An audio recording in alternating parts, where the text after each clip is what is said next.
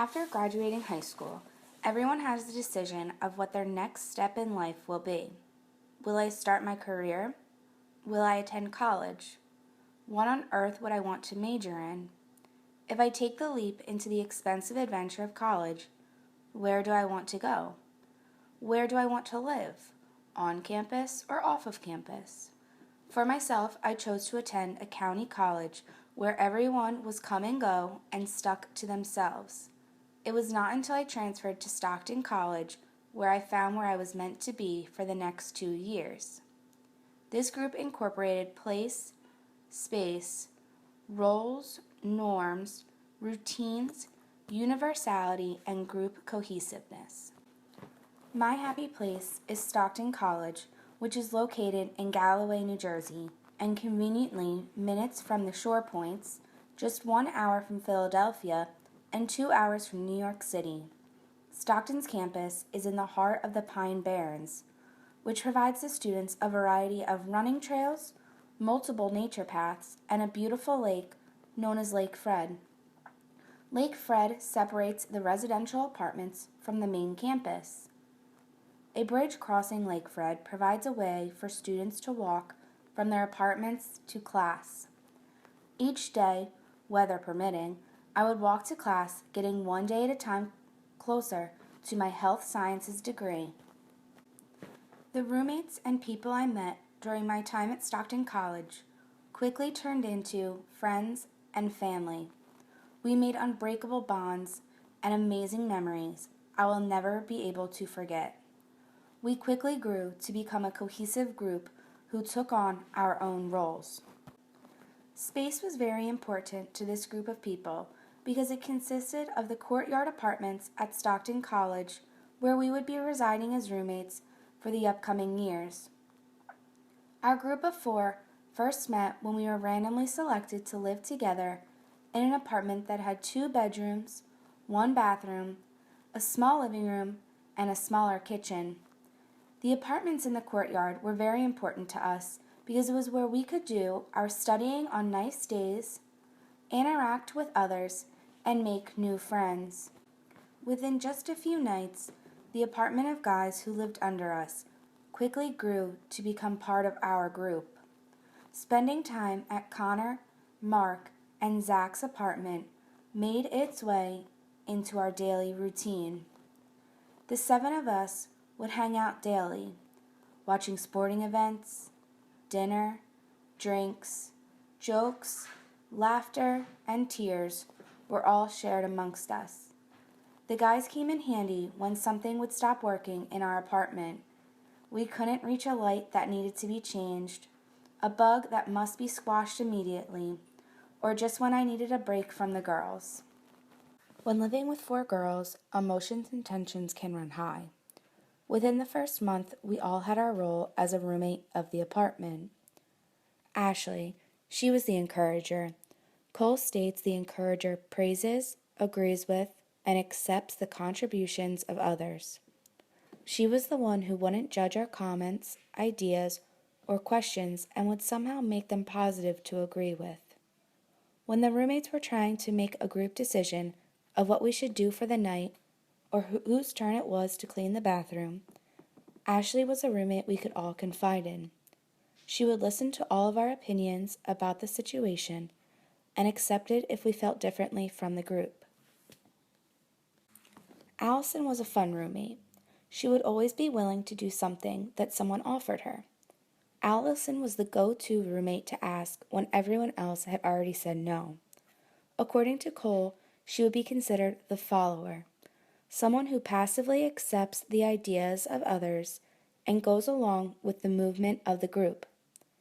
Allison never wanted to make a wave within the group, which left her just going along with what the group wanted to do.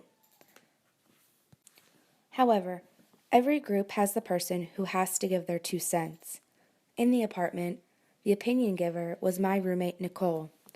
We could always count on her to state her beliefs and opinions, even if it wasn't warranted.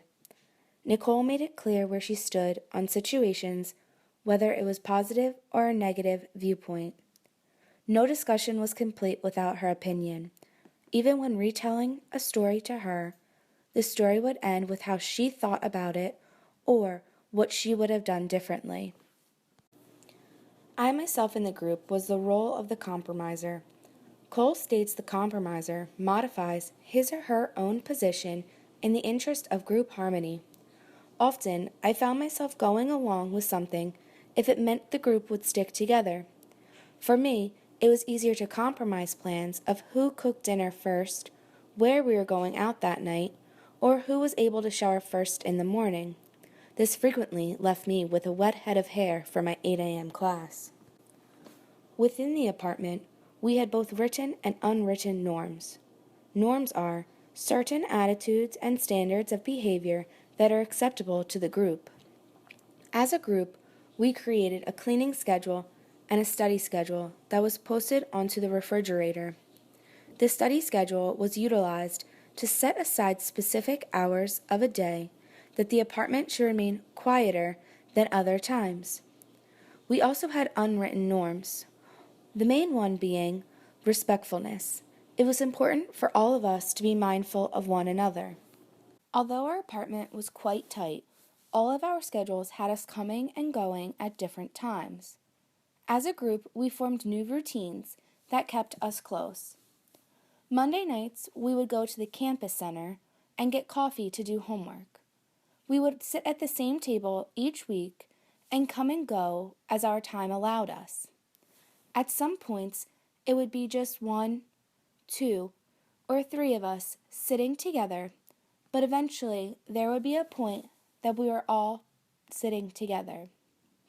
It was also important for us to make time each week to just get out and put aside the stressors. As a group, we would attend half-price appetizers, half-price margaritas, and trivia night at Applebee's on Wednesdays. We weren't able to go each week, but it was a staple we would at least be there at once a month. A routine that consistently occurred was family dinners on Sundays. For dinner, we would all cook one meal together and make it a point to sit at the kitchen table to talk about what we had in the upcoming week and to, of course, joke about what had gone on that weekend.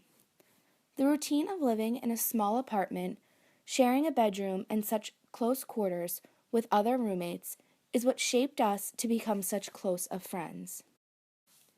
Although the group held many different personalities, a therapeutic factor of universality connected us all from the beginning. Yalom states, universality is the feeling that one is not alone, and members seek to find similarities between themselves and other members. From the start, we were all experiencing very similar situations. The stressors associated with living on our own, starting to have to pay our own bills, the competitiveness of courses in our higher educational courses rather than general education courses, and adapting to live with unfamiliar faces. These were all new concepts to each one of us.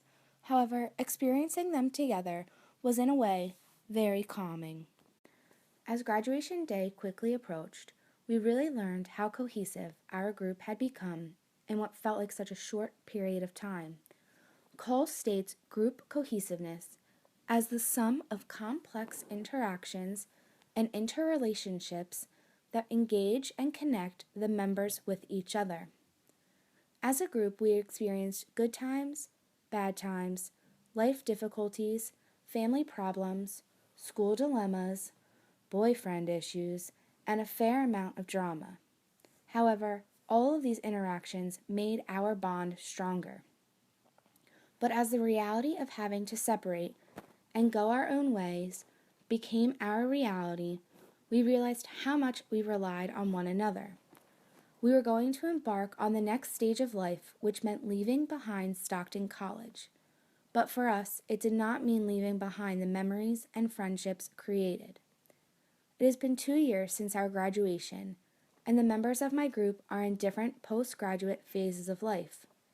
Some are working full-time, while others of us are in a full-time graduate program for both occupational therapy and physical therapy. Although we are all very busy, We keep in touch as often as we can. The members that live in close proximity to one another get together weekly. As for me, when I go back to Jersey on the weekends, it is planned that one night as many of us as possible will get together for some drinks. Our current actions show how unified we became in such a short period of time. Being a part of such an amazing group of people has impacted my life in ways I cannot even describe. I have made lifelong friendships with people who I would have never met if I did not take the leap into the unknown by attending Stockton College. This group has shaped me to become who I am today, surrounded by an abundance amount of care, love, and support.